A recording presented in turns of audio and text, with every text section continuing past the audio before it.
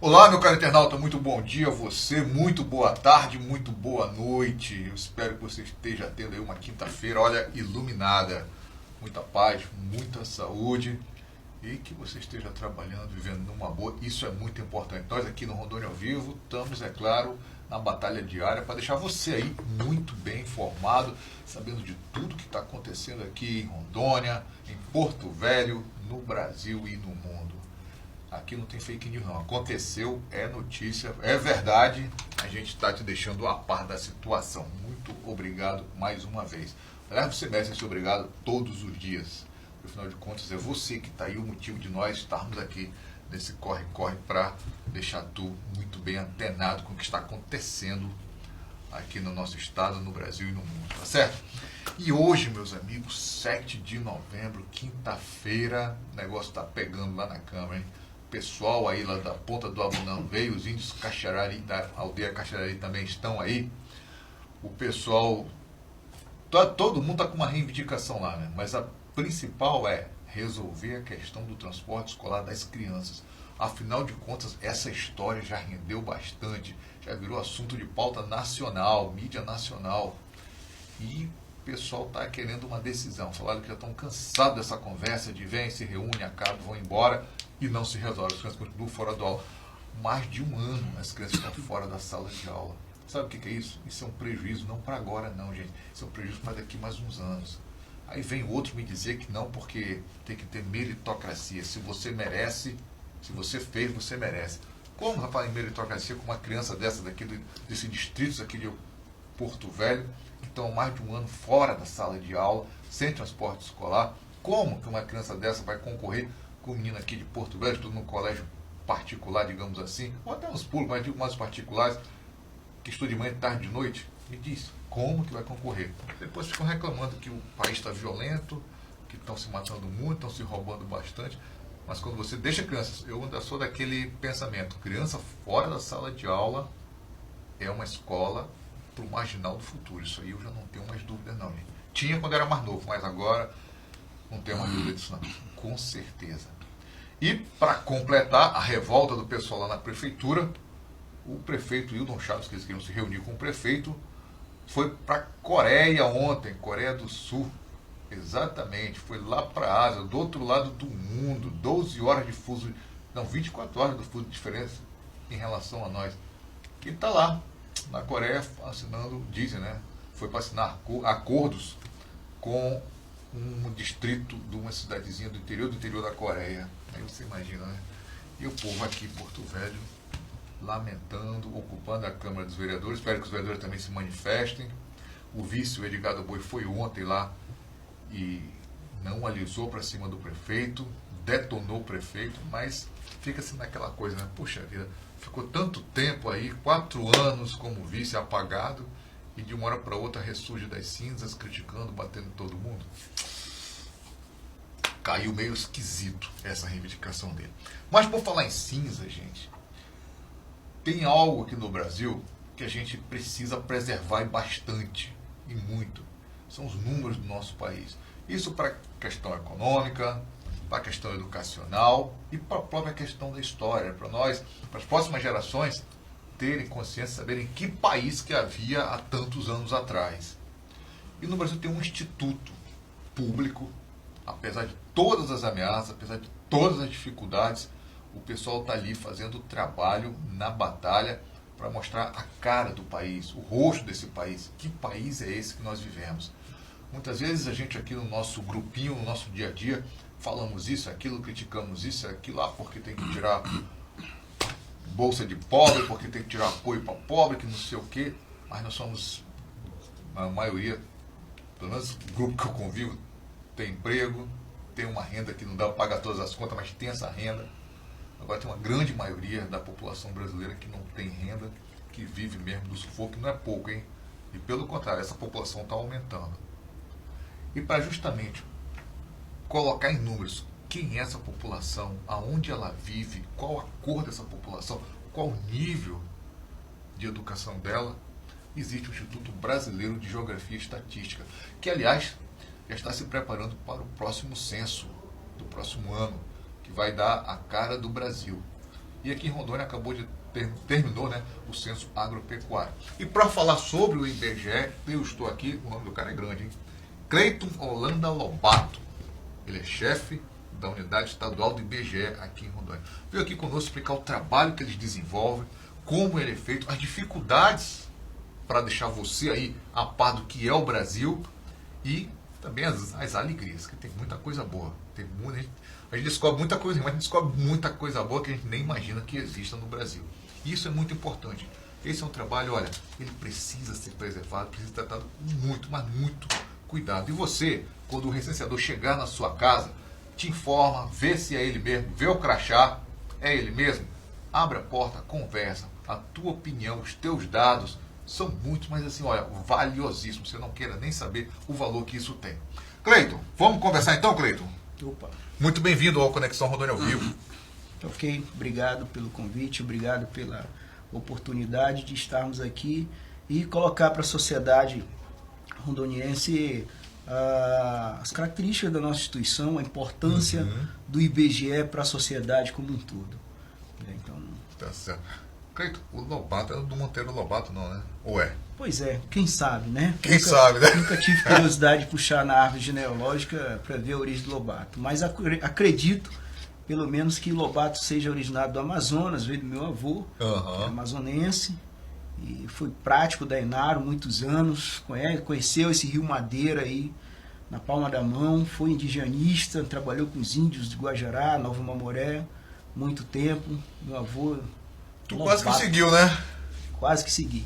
Estamos aqui, né, trabalhando no IBGE agora, também conhecendo o estado de Rondônia na palma da mão, conhecendo todos os rincões desse estado maravilhoso e contribuindo com a sociedade a partir do meu trabalho no IBGE. Tá, engraçado que a pergunta é a seguinte, eu sempre, quando as pessoas vêm aqui, eu pergunto, eu até para poder se apresentar para o internauta. No teu caso, quem é o Luiz Cleiton Holanda Lobato? Bom, sou nascido aqui mesmo em Porto Velho, tenho 39 anos aí, minha família é daqui, né? Sou descendente aí de cearenses, paraenses, amazonenses, né? Meus avós que vieram de fora. Sou neto do Armando Holanda, conhecido como Periquito, que era um carnavalesco bem conhecido aí na Porto Velho. E sou geógrafo, formado na Universidade Federal de Rondônia, fiz mestrado aqui na Universidade Federal de Rondônia e o doutorado, na época não tinha doutorado aqui em Rondônia e fui fazer o doutorado no Paraná, em Curitiba, na Universidade Federal do Paraná. Entrei no IBGE em 2012, estou há 7 anos no IBGE, contribuindo com meus conhecimentos.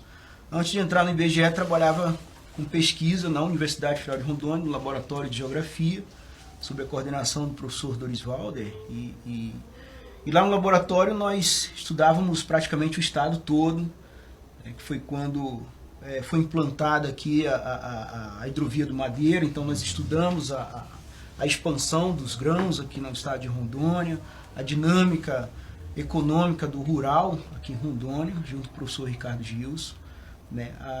Acompanhamos toda a parte de formação dessas localidades que hoje são bem conhecidas, o Rio Pardo, Neomadeirantes, Jacinópolis, toda essa região sul do Amazonas, ali o assentamento de Joana d'Arc. Então tudo isso a gente acompanhou, o município de Buritis, 2001, 2002, quando surgiu, explodiu aquela ocupação ali na região.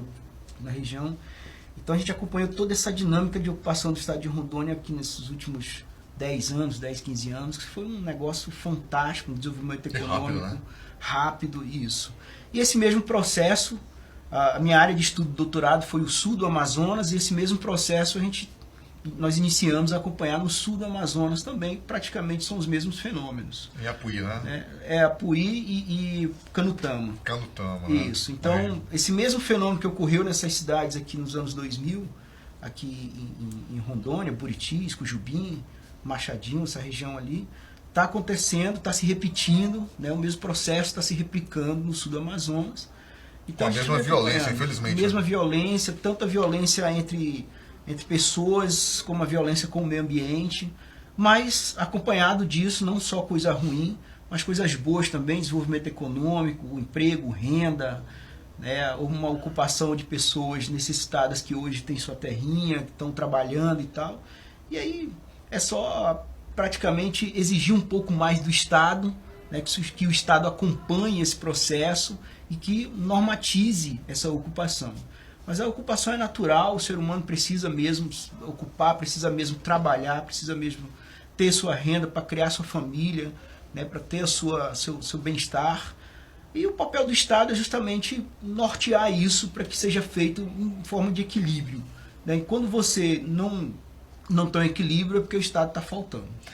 Cleiton, você trabalhou em duas realidades aqui em Rondônia, no processo de ocupação mais recente, e, como você falou, no sul do Amazonas. E uma coisa que a gente nota são os conflitos agrários. A que se deve isso? É justamente essa falta do Estado estar ali para balizar esses movimentos? Olha, eu acredito que um dos grandes fatores que levam a esses conflitos agrários é a não presença do Estado. Eu acredito que nas nossas atividades, nas nossas experiências, nossas vivências nesses rincões da Amazônia, o que denota é uma lei local, e essa lei local ela é imposta porque a lei realmente a lei que do Estado não está presente. Então termina alguém tendo que impor alguma coisa lá porque não consegue ficar solto.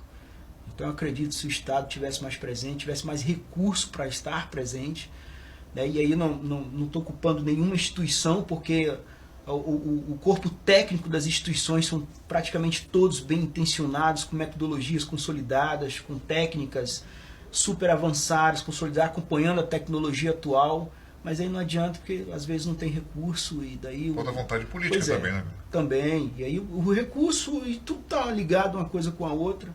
Então você termina comprometendo, de certa forma, a atuação do Estado por causa disso, né? Isso é um dos fatores, né? Tu falou um ponto que eu achei muito interessante, que é essa falta do Estado nesses locais.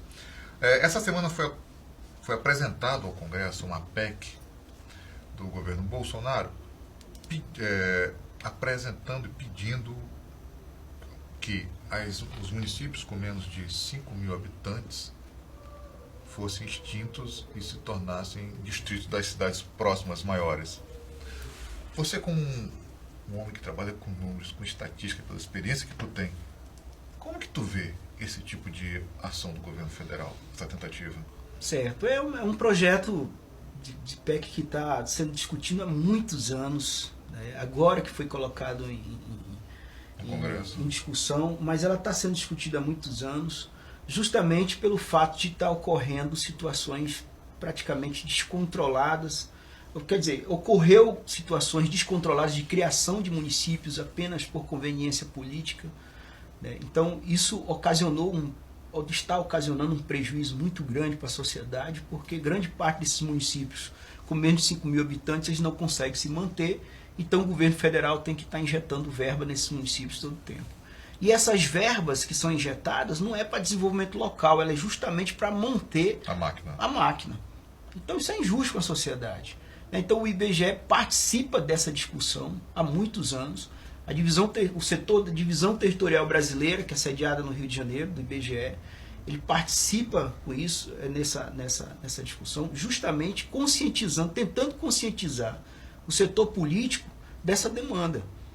Porque isso é uma demanda que parte do corpo técnico, não parte do corpo político. O político tá beleza, o vereador está ganhando o salário dele, o prefeito está ganhando dele. Tem um cabo eleitoral lá. Entendeu? Então, a sociedade fica refém dessa situação e o debate é válido. Agora, o que a gente tem que exigir é que seja um debate de boa fé, né? Que seja um debate coerente, né?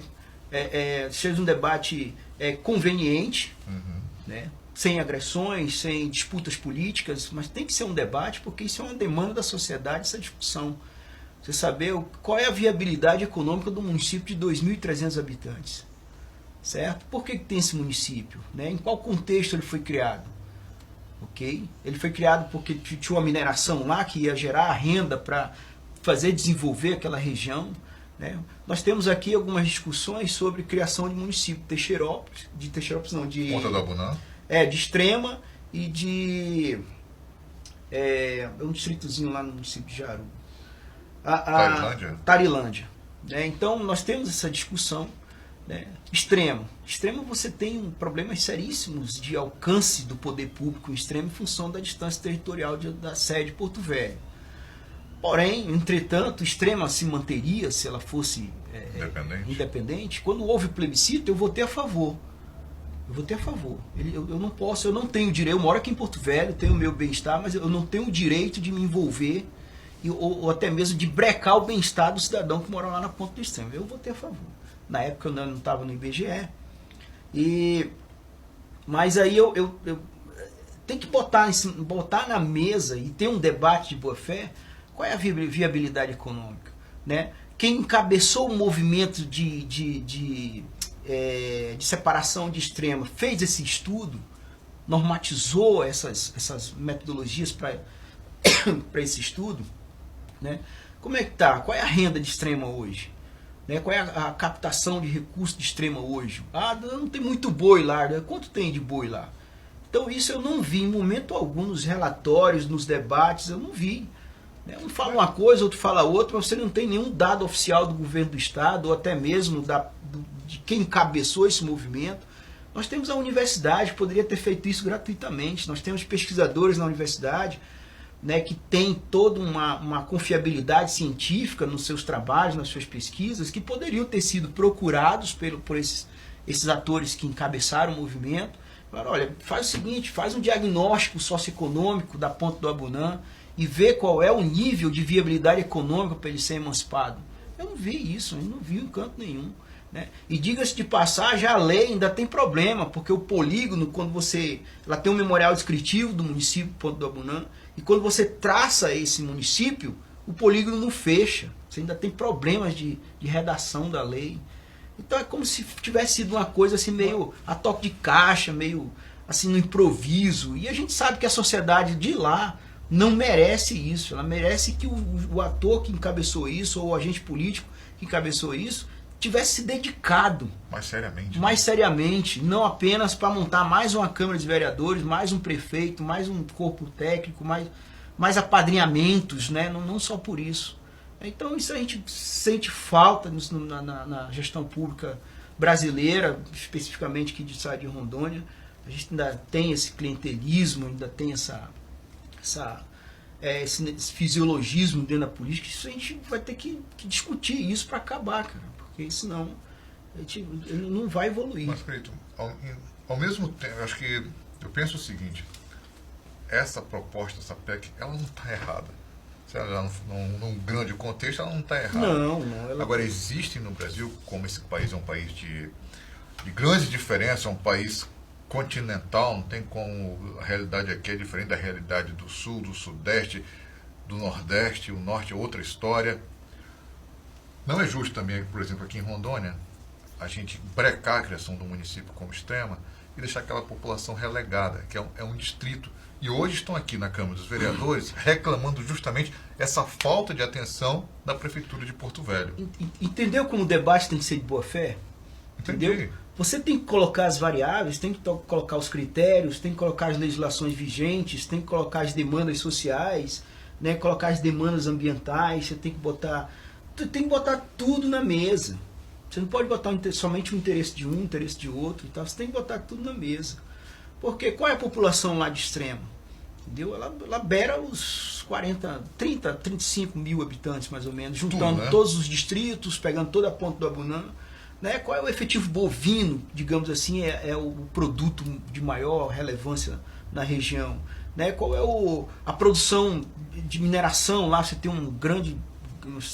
grandes empresas extratoras de granito na região que fornece granito para o Acre e tal. Então tudo isso tem que colocar em cima da mesa para esse debate ser completo. Né? E não se reunir uma galerinha meio que falastrão e que quer ter razão. E que não que é aproveitador. Pois é, sempre tem. Né? Então isso tem que ter cuidado. A sociedade que está ouvindo isso, a sociedade que está esperando o resultado disso, tem que acompanhar de perto, né? As associações dos produtores rurais, né? As associações de seringueiros que tem lá, os pescadores que pescam no Rio Abunã, os garimpeiros trabalham na região, então eles têm que ficar atentos com isso e escolher um representante sério, um representante que pelo menos procure ler um pouco, entender. Ninguém nunca procurou o IBGE, nunca ninguém, para discutir, para ver, hein, cara, me ajuda a fazer um mapa aqui, para saber como é que vai ficar o município. Faz um retrato nosso, né?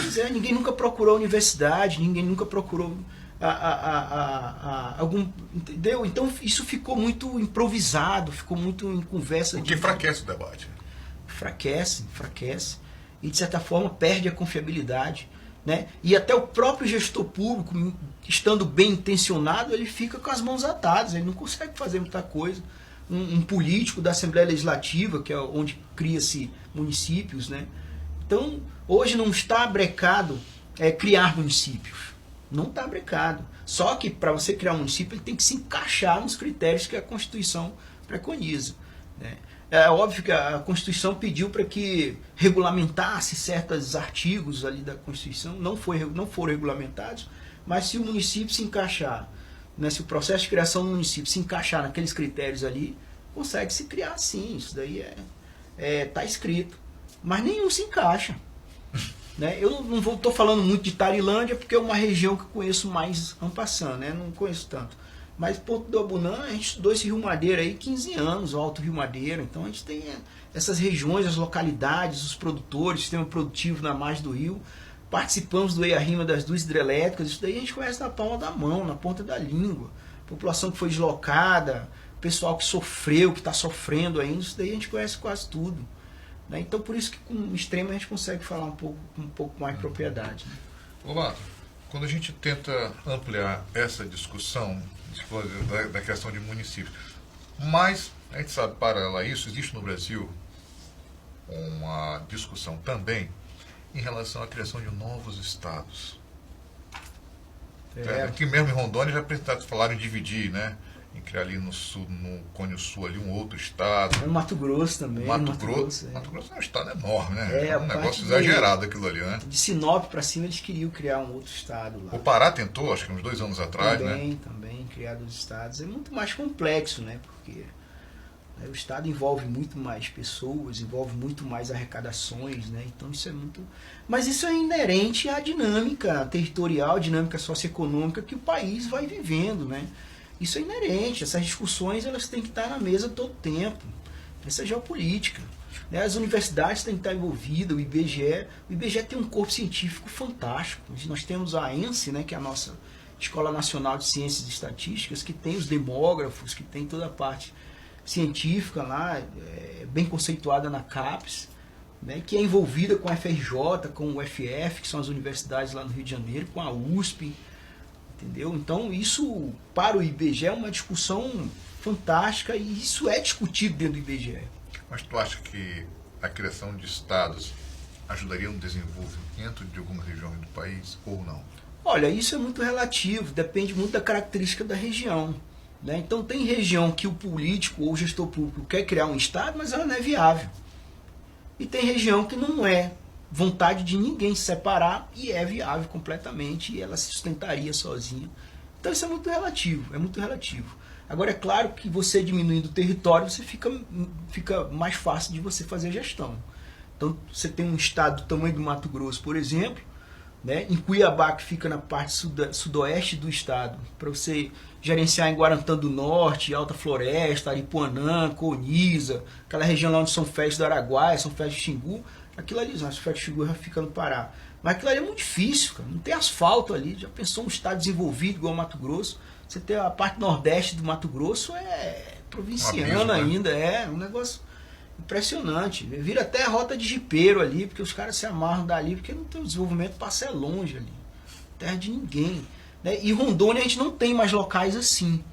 Né? Em Rondônia você já tem um desenvolvimento meio que difuso no estado como um todo, em que pés não tem asfalto, não tem grandes estruturas urbanas, mas você já tem produtores com internet, você já tem produtores, né, que tem um plantel bom, de excelência, né, com uma produção acompanhada, técnicos ou privados ou da própria extensão rural do estado.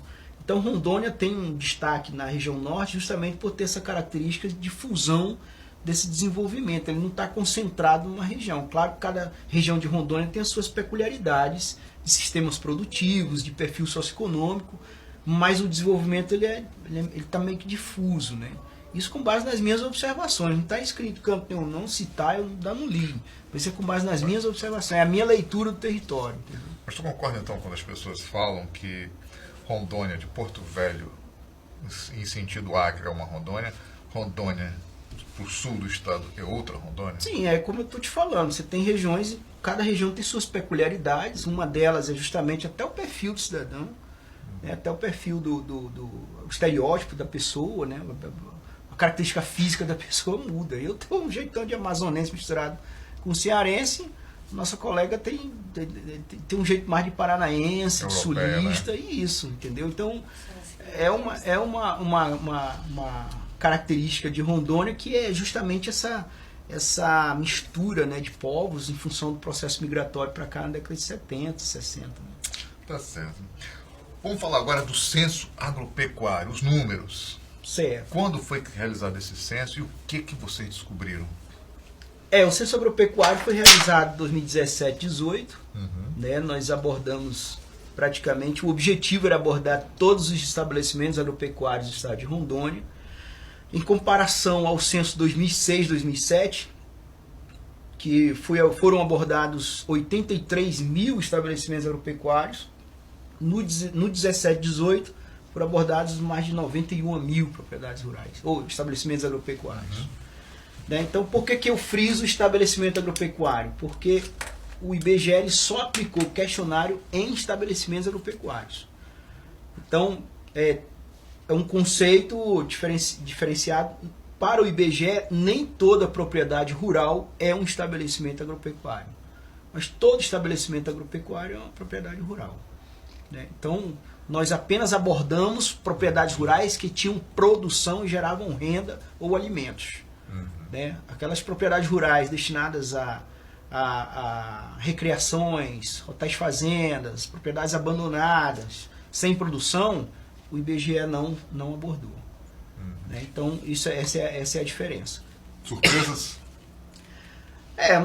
Praticamente as tendências foram confirmadas. Né? O deslocamento do grão para o norte do estado, o aumento do plantel de efetivo bovino. A grande surpresa foi o envelhecimento da população rural no estado de Rondônia. Isso, de certa forma, acendeu a luz laranjada, digamos assim. O estado ele tem que interpretar esse dado e montar alguma política pública para entender o que está acontecendo, porque se a população rural está envelhecendo e o estado quer desenvolver a área rural, quem é que vai trabalhar na área rural? Os jovens estão indo embora. Os jovens estão indo embora. Então, se a tua população rural está envelhecendo e você está querendo investir no rural, não vai ter gente para trabalhar.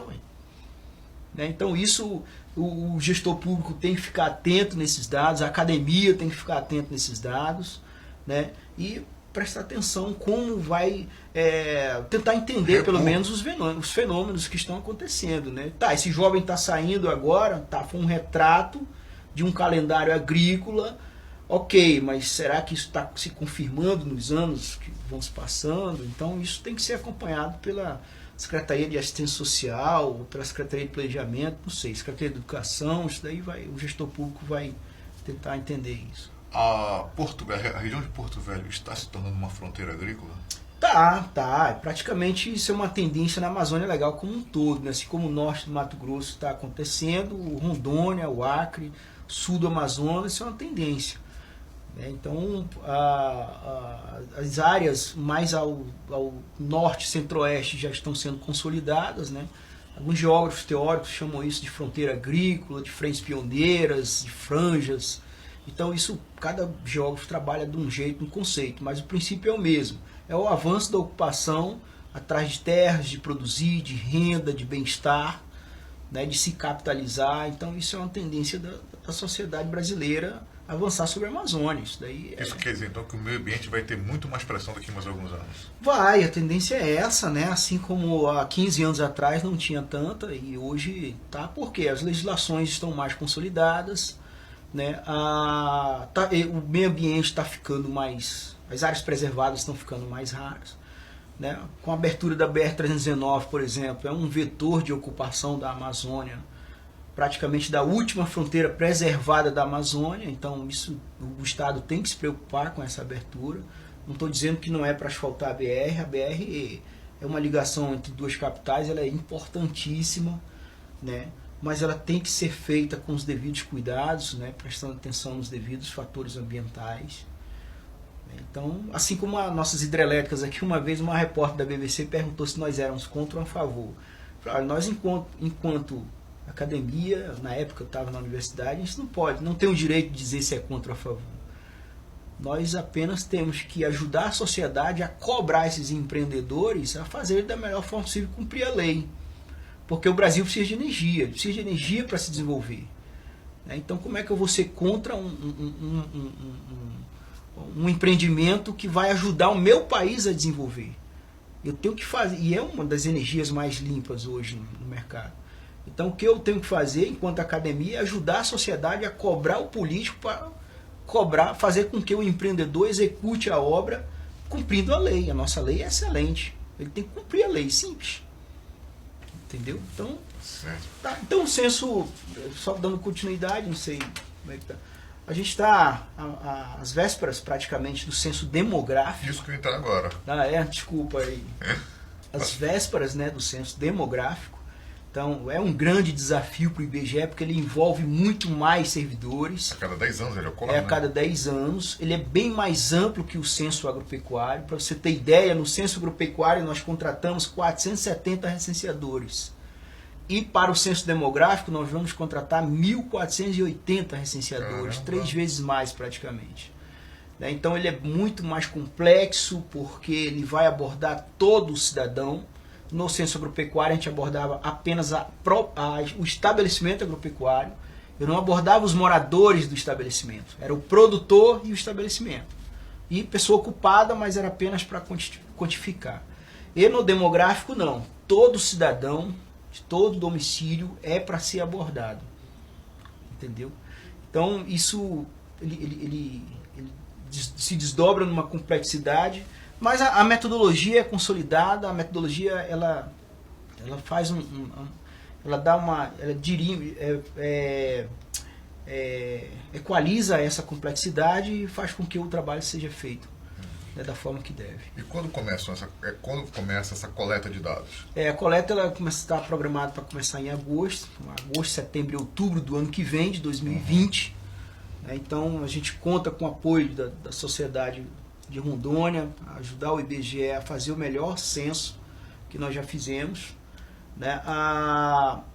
Eu trouxe alguns números aqui, apenas para você ter ideia da dimensão. Então o IBGE ele trabalha a coleta de dados é trabalhada por setor censitário. Então o setor censitário é a nossa menor unidade territorial de coleta. Tem o setor, tem o bairro, tem o distrito, tem o município, aí tem as grandes regiões e por aí vai. Então o setor censitário é menor. Então, em Rondônia, nós temos 2.612 setores censitários e nós estamos previstos visitar 795 mil unidades, aproximadamente, no estado de Rondônia. E dessas 795 mil unidades, 476 mil, aproximadamente, são de domicílios. Então, isso é um número expressivo, é uma estimativa, porque isso é com base no censo 2010 e algumas atualizações que nós fizemos.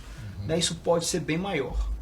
Então, nós temos, o IBGE está dividido em 5 agências no estado de Rondônia: Porto Velho, Ariquemes, Ji-Paraná, Cacoal e Vilhena. Então, cada agência tem a abrangência de um determinado número de municípios, e cada agência dessa vai ter um supervisor local que vai gerenciar o pessoal daquela região para fazer a coleta. Então, isso é uma estrutura em tanto. Qual que é a importância de um censo hoje para a população e a necessidade da população aceitar que o recenseador adentre a casa e converse? A primeira importância do censo é atualizar a população do Brasil. A primeira é censo. Ou seja, eu não vou a cada 10 casas fazer uma coleta. Não, eu vou coletar todos os domicílios onde tiver ser humano, a gente vai coletar. Onde tiver morador, a gente vai coletar. Então a importância disso para políticas públicas, o gestor público, é justamente entender e saber, saber e entender quantos habitantes ele tem na unidade de gestão dele e entender a demanda social. Então, essa é a primeira importância do censo. Aí você tem as outras importâncias, que aí é escolaridade, cor, raça. Você tem como fazer fazer os filtros e fazer os cruzamentos, né? Quantos homens, quantas mulheres, faixa etária, idade média, né? Então isso é importante também, porque com base na idade média você vai saber se a tua população está envelhecendo, se ela ainda está jovem, como é que está, isso é importante para a previdência, né? Como é que o governo sabe que nossa população está envelhecendo, que isso vai comprometer a previdência daqui a 20, 30 anos? Porque justamente os dados do IBGE demonstram que a nossa população envelheceu nos últimos 20 anos. A base hoje não está tão jovem quanto era no censo de 91. E a tendência é envelhecer mais, né? A tendência é envelhecer mais. Isso é característico de sociedades, né? A Europa hoje é bastante.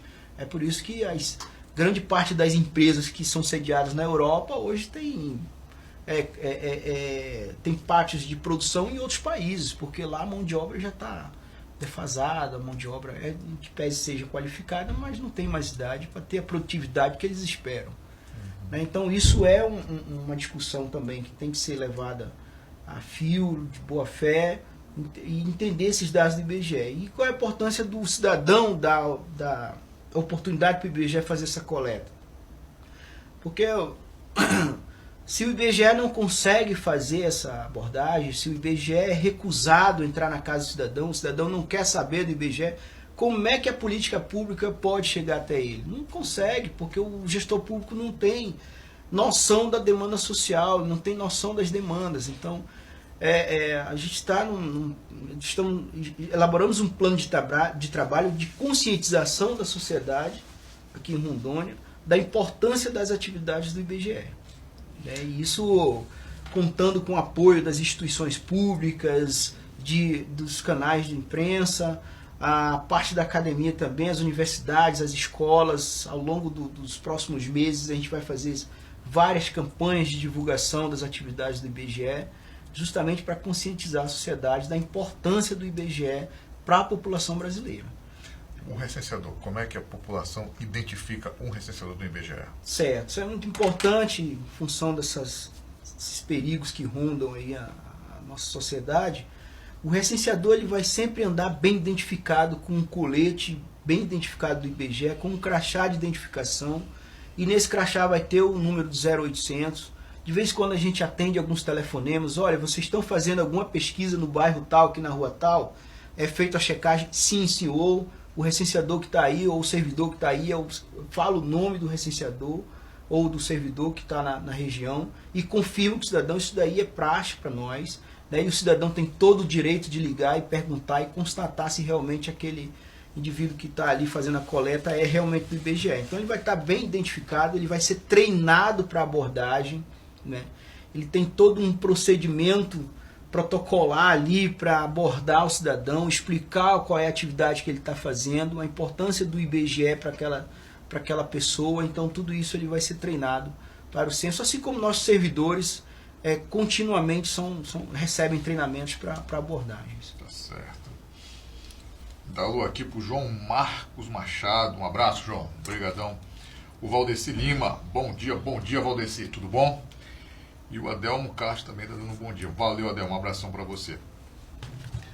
Meu caro Cleiton, eu, infelizmente, tenho muita coisa, terei muita coisa para te conversar aqui, sem dúvida. Mas o tempo aqui, ele é contado. Imagina. Queria que você deixasse, então, um recado final aí para o nosso internauta. Certo. Olha, pedir o apoio da sociedade brasileira, da sociedade rondoniense. Recebam um recenseador, recebam um servidor do IBGE. Ele vai estar bem identificado. Isso é para o bem da nossa população, para o bem da nossa sociedade. As pesquisas do IBGE elas se desdobram em desenvolvimento para a região, porque o gestor público vai ter algo atualizado, preciso. Né? Então, o que eu peço é a participação de vocês nas nossas pesquisas, é muito importante. E qualquer dúvida, estamos à disposição. O IBGE, a sede do IBGE em Porto Velho fica ali na Duque de Caxias, com o Terreiro Aranha. Então, estamos à disposição, temos nossa biblioteca lá, temos toda a condição de atender o cidadão que queira maiores informações, né? Então o recado é esse e foi um prazer estar aqui falando para toda a sociedade de Rondônia. Tem algum telefone de contato, IBGE? O telefone de contato do IBGE é o 3533-9805. Né? Então você fala ali com o servidor e tira as dúvidas e pede a informação e será muito bem atendido. Tá certo. Bato, muito obrigado por você ter vindo aqui, agradeço bastante. Eu que agradeço. E é sempre bom a gente saber o trabalho que essas instituições como o IBGE desenvolvem no Brasil, isso é muito importante. E eu falo para você, meu caro internauta, quando aparecer aquele recenseador, não fica desconfiado, não. Se informa, dá uma ligada, mas as tuas informações são muito importantes para que o Estado possa desenvolver políticas públicas para você que está aí. Tá bom?